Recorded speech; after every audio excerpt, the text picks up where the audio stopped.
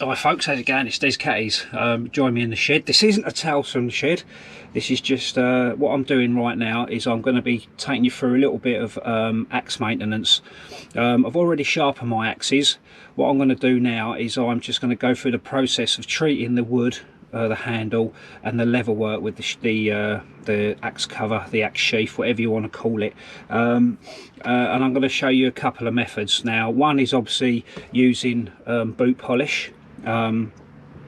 That's a great one to use, and then the other one is, which I've obviously, if you've been following my videos of late, I've actually you know, used I've actually collected some birch oil from the birch bark, and then what I'm going to do is I'm obviously going to treat the leather work and the woodwork with the oil rather than using the boot polish, trying to keep a little bit more traditional, I think, rather than using the boot polish and such like. Now that's totally up to you if you want to go and use boot polish and all the rest of it. I'm not poo-pooing it at all, but I'm really just going to go through the process of using the birch oil. Okay, so stay tuned for another great video.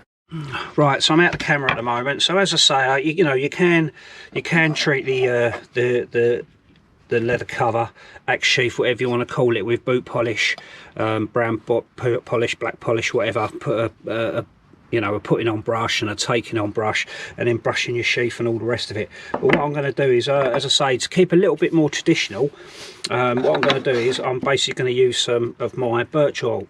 So take the lid off. I did sort of treat this slightly when I was out in one of the previous videos. This is my wildlife. I've basically got two axes that I use for the woods. I've got my wildlife hatchet, and then I've got my forest axe, both of them by Grand's False.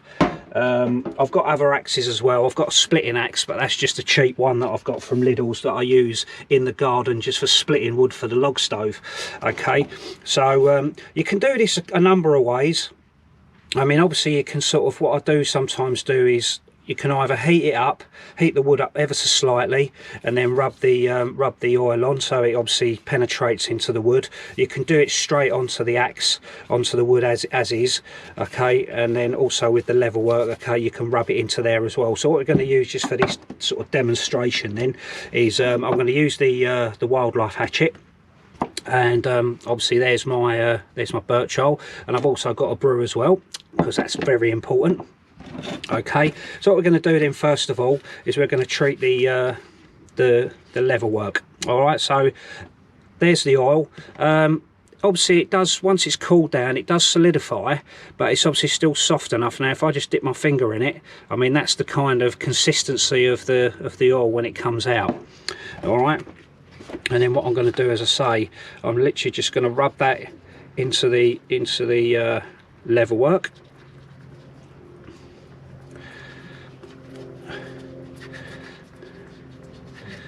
And do the whole sheath.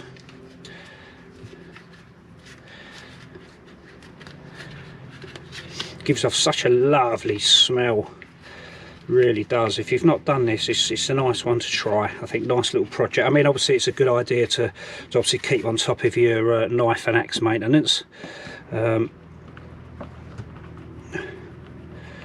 especially this time of year. Or if you are hanging up your tools and not getting out much during the winter, then obviously it's a good idea to do that. And then once you've done that, to obviously then oil the, you know, the steel, oil the actual steel itself on the axe. But obviously, because I'm still going to be going out quite a lot through the winter and such like, I'm just sort of taking the time to sort of give my tools a little bit of maintenance, a little bit of a tender, loving care.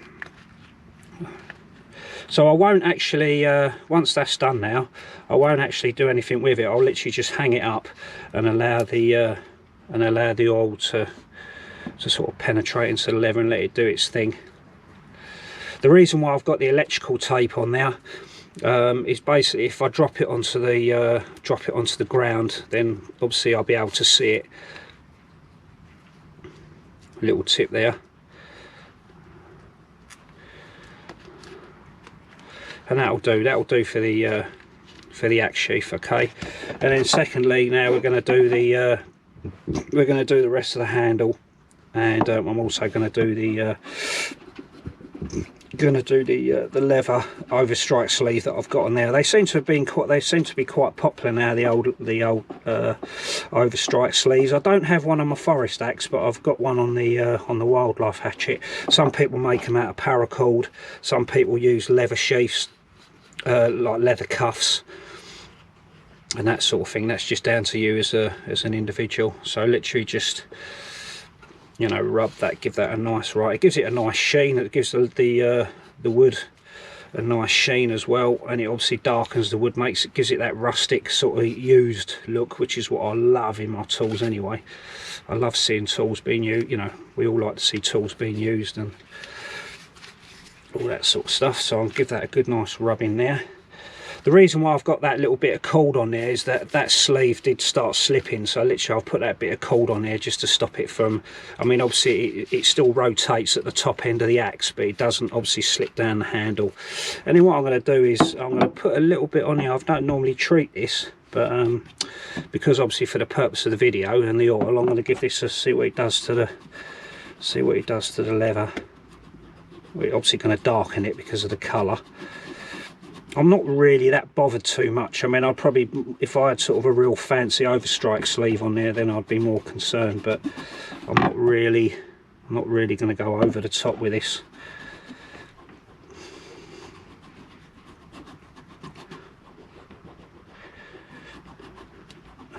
And do the same again on the other side as well, but it will give that leather a little bit of protection.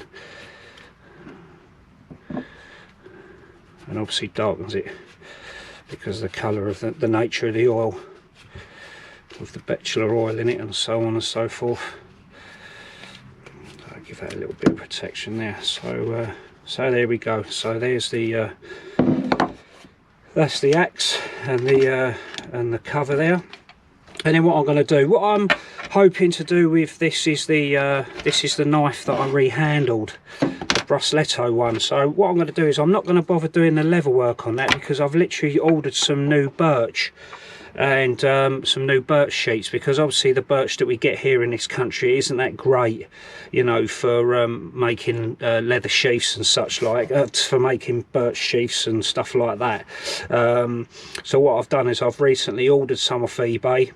And then what I'm going to do is I'm going to make a sheath out of birch for this. But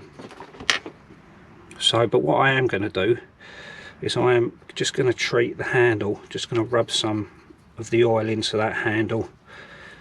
This handle was made of ash, and it was just basically a knife that I rehandled because the other handle sort of split, come apart, and it just, as I say, it gives it a nice little dark, used, rustic kind of patina, as it were. Let's get it right in the top there as well, just nick a little bit more cotton off. It's quite an overpowering smell, but it's not a bad smell. I actually like it. I mean, it probably don't suit everyone's nose. I know my missus don't like it when I come in and I've been using it, but yeah, give that a good rub on there.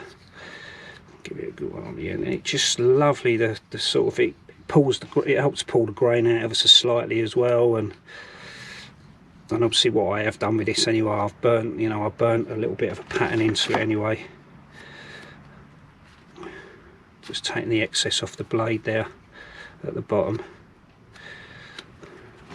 and then I'll allow that to dry. So yeah, there it is. That's about as cut and dry as it's going to be on this little video. All right, so you know, if you haven't already tried this one, give it a go. You know, as I say, it's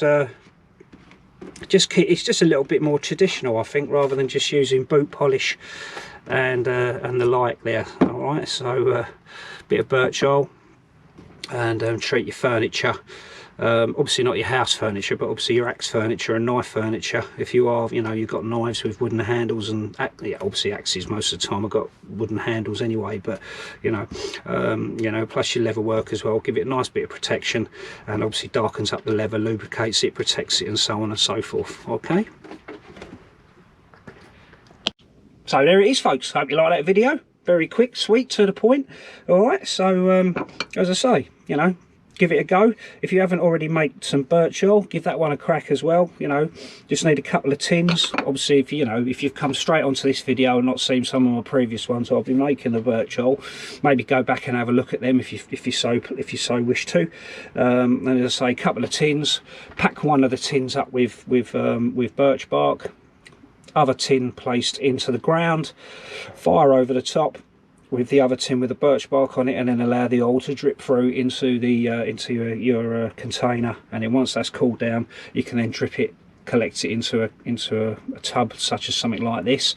And there's hell of a lot in there. I mean, I've literally now, as part of my process of going out, I will be sort of continuing to sort of top up this the birch oil. So there it is, folks. Okay, so thanks for watching.